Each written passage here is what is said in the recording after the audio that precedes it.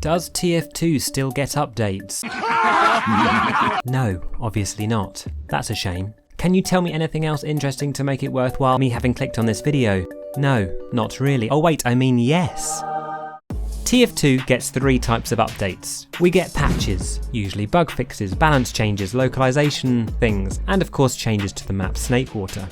We have content packs, a much larger update that brings new content to the game, normally in the form of maps and cosmetics from the Steam Workshop. And we have major updates. A mythical thing of legend where, rumour has it, once upon a time, new weapons and features and even lore were once blessed upon us directly by the TF2 dev team. Confusingly, the wiki and SteamDB refers to content packs like your typical Scream Fortress as a major update, but I get the feeling that the community are slightly less keen on that term for something that normally consists of a bunch of hats yoinked off the Steam Workshop. Anyway, everyone knows about the situation with major updates. But what about these more regular patches we see TF2 receive? Because it felt to me like ever since the Save TF2 movement in May, we were seeing more patches. Or was that just confirmation bias? This diagram shows every single patch and major update the game has received since launch. Well, kinda. This is based off the wiki, and the wiki is surprisingly inconsistent with SteamDB and the Team Fortress history page. There seems to be 19 missing patches on the wiki, which I believe is due to the occasions where there are 2 updates on the same day. And the bold text that represents a major update on the wiki just seems to be applied fairly arbitrarily, as it's not consistent with the TF2 history page or anything else. But despite this, these lovely dots give a good indication of the frequency of updates. And if you look really closely, you can actually see that there are more dots over here than there are over here. Note that the first 8 dots were in the beta, and the first year starts from September onwards. Oh, to have been alive in 2010. Oh wait, I was alive in 2010, and I played TF2. Awesome. It seems to me that from 2016 the number of updates has stagnated at about 10 patches a year for the last 5 or 6 years, with the standard 2 or 3 content drops for seasonal events. If we zoom into the last 4 years, we start to see the cadence of these patches more clearly, with way more updates dropping towards the end of the year around Halloween and Christmas, with the most busy month being October. The Save TF2 movement started in May this year, and so there was an increase in patches directly afterwards, but it was just because it happened to take place just before the normal uplift in patches. But this doesn't indicate the size of the updates. It did feel like we got some quite hefty updates after Save TF2. Not that any of that matters, because of course the goal of Save TF2 was not please Valve, can we have more patches? It was please Valve, can you make the game playable and fix the bot problem? And we can certainly say that the updates in the following months were definitely more focused on the bot problem. So it worked. Kinda. We did see the bot numbers decrease, but unfortunately they seem to have returned again. The war continues.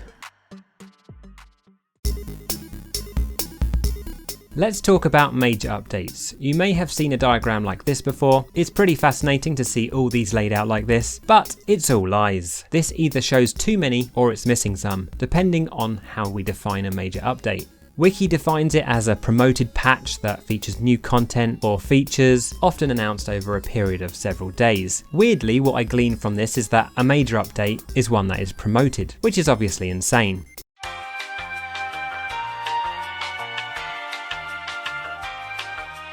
SteamDB and the wiki label content packs like Smithmas as major events, but everyone knows that the last major update was the Jungle Inferno update, which came out in 2017. Nearly 6 years ago, by the way. On a side note, what's a little bit sad is that I still think of things like Moss Rock and the Dragon's Fury, content that came out in that update, as new. 6 years old, new content. Awesome. So yeah, defining a major update is a little bit tricky. It's not everything listed on the TF2 history page, because that includes seasonal events, and ironically that page isn't updated either. Maybe they're running out of spider colours, and it can't be anything with a blog post for the same reason. So I guess it's a little ambiguous. It's kind of updates with new weapons and features, or new content that isn't just from the Steam Workshop. But if you have a solid definition, let me know in the comments below. Going back to this diagram, each blue dot is what Valve and the wiki considers a major update, but if we remove the seasonal events, it looks a bit more like this. I've left the first Smismus and Scream Fortress as it seems fair to consider these major updates. 2011 had 7 major updates, by the way, not too shoddy, but we have to remember that these blue dots aren't really comparable either, as it can include anything from a huge class update to things like a Mac update or the replay update. There's quite a mixture of things in here.